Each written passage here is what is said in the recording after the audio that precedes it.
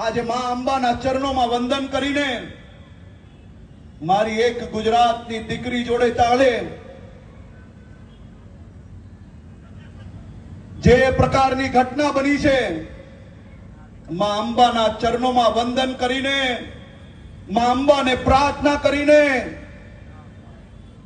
એક જ મનોકામના માંગી છે કે માં અંબા આ ગુજરાતના એક એક પોલીસ જવાનોનું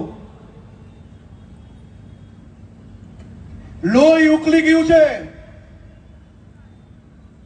આ દરિંદો દુનિયાના કોઈ બી ખૂણે જઈને છુપાય,